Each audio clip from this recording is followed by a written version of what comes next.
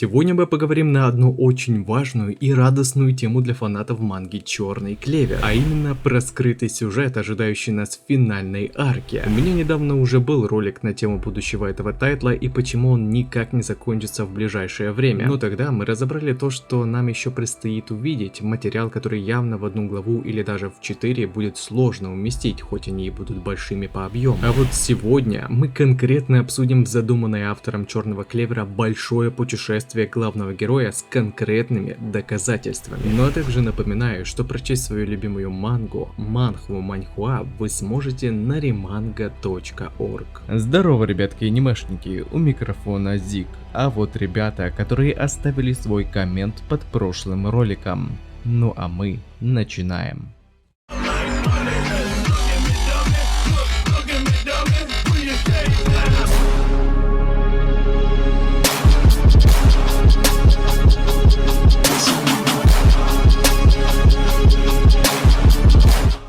Итак, думаю, многие из вас видели оригинальные профили персонажей Черного Клевера, которые есть у большинства героев этой вселенной. В этих характеристиках написана самая базовая информация, и я думаю, что многие, хоть иногда, но сталкивались с ними. Однако здесь нет подробностей, которые могли бы сильно увеличить объем сведений о конкретном персонаже, так что интересного из них мало чего можно получить. Разве что в некоторых профилях, например, как у Темной Триады, не указано возраста, что было сделано специально для того, чтобы не слить слишком много информации, которая могла бы сильно повлиять на читателей в дальнейшем повествовании. Ну вот недавно я наткнулся на еще один официальный профиль персонажей, который, к моему удивлению, я нигде не видел. А ведь вышли эти характеристики вместе с 50 главой, и причина этого оказалась очень простой и даже банальной. Ведь все время я, как и собственно большинство из вас, читал главы Черного Клевера в электронном формате, где такие моменты порой просто не включали в содержание самой главы.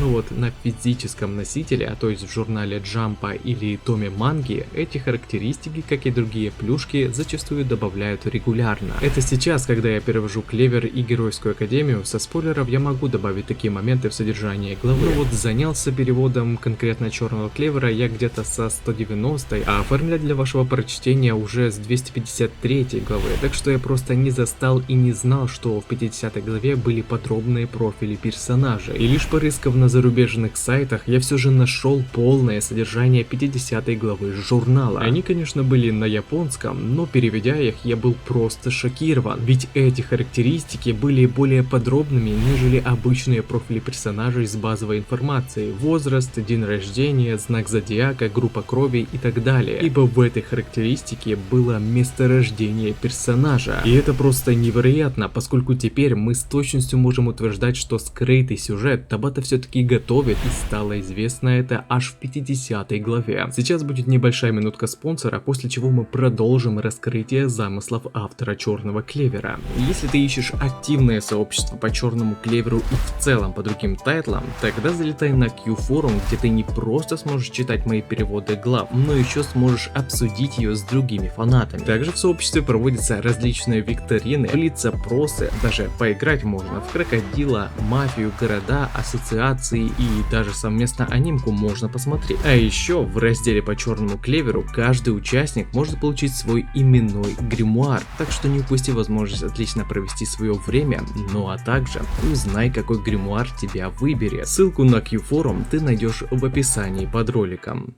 Как я уже и говорил, данные профили персонажей 50 главы были интересны тем, что в них была указана родина / место рождения героя. В нем Аста был рожден в дальних землях королевства Клевер в деревне Хадж, во что можно поверить, видя дом Личиты его матери. Своим дизайном был очень похож на домики дальних земель Клевера. Родиной Ями была страна восходящего солнца, и это совсем не удивительно, ибо хоть само островное государство нам тогда не раскрыли, но всегда во время повествования, как только разговор заходил о прошлом Кэпа, нам сразу же говорили, что он был уроженцем другой страны. И так было со всеми персонажами. В каждом из их профилей была записана информация, известна уже большей части фанбазы Черного Клевера. А вот с Юна получилось очень даже неожиданно, поскольку ему, судя по характеристике, было записано месторождение деревня Хадж, что странно, ибо мы знаем, что родился он в королевстве Пик и являлся прямым наследником престола этой страны. Но возможно из-за того, что он с самого младенчества прожил в деревне Хадж, Хадж, его родина считается именно королевство Клевер. Что ж, с этим мы разобрались, теперь же самое интересное – Чарми Паппетсон. Все мы знаем, кто и кем она является.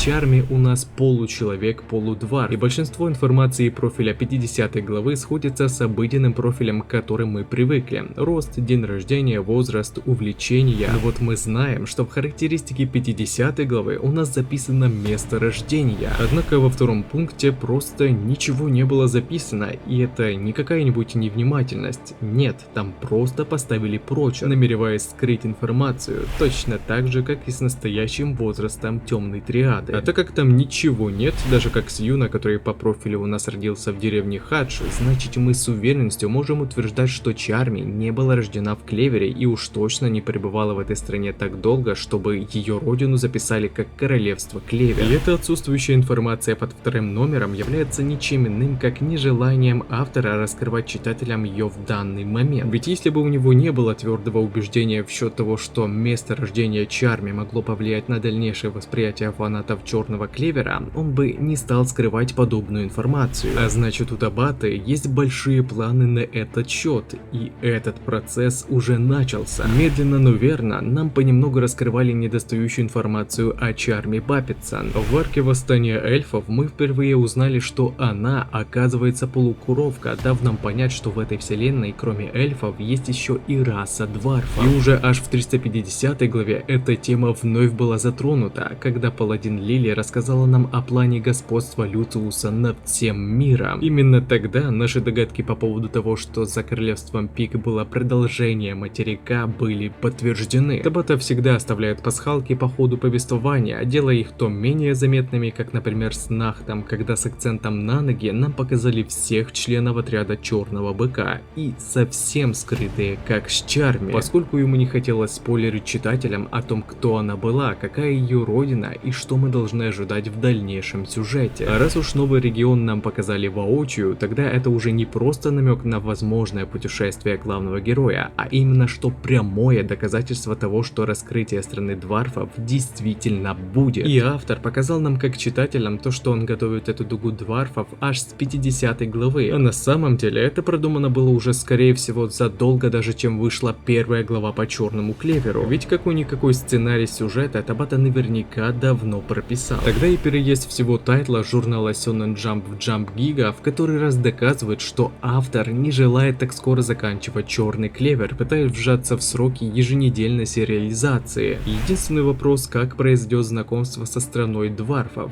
Как вы считаете? Я уже как-то предполагал, что приход Асты может сильно затруднить воплощение плана Люциуса в реальность, а значит, имея в руках магию времени, он может либо отступить, либо откатить время вспять, чтобы коренным образом избавиться от Асты, из-за чего каким-то образом у героев появится потребность в путешествии в страну дварфов, где скорее всего Аста получит свой последний либо предпоследний пауэрап. Астерикс уже попадал в другую страну, и это заняло у него целых 17 глав, а то есть можно ждать примерно такое же количество глав, либо даже больше. Но кто-то может возразить, что раз уж главы в Гига будут размером в 60 страниц, тогда и выпусков сильно поуменьшится. Но я так совершенно не думаю, ибо новый график и сам размер главы позволит автору более подробно вливать нас в предстоящий сюжет. И это касается не только предстоящих битв в королевстве Клевер, но и большого путешествия в страну дварфов. Так что Клеверу есть еще много чего нам поведать, и сегодня на конкретном примере с Чарми, как Табата скрывает ее родину, даже в подробной характеристике, я попытался вам донести, что конец Клевера далеко не так близок, как могло показаться. В предыдущем ролике я также говорил про будущее Клевера, но с более обобщенной информацией, делая упор также и на знакомство с журналом Jump Giga. Тот ролик все еще актуален, и те, кто его еще не смотрел, могут с чистой совестью ознакомиться с ним. И также не забывайте, что прочитать свою любимую мангу и не только вы сможете на remanga.org. А на этом ролик подходит к концу. Пишите свои мысли по поводу этого ролика, выскажите свое мнение, что вам понравилось, а что не понравилось, и несколько комментариев попадут в следующий ролик. Если тебе понравился ролик, тогда лайк и подписка для меня будет лучшей благодарностью, а также не забываем про колокольчик, ведь в последнее время не всем приходит уведомления. Всем спасибо за ваш просмотр, мирного неба вам над головой и всем пока-пока.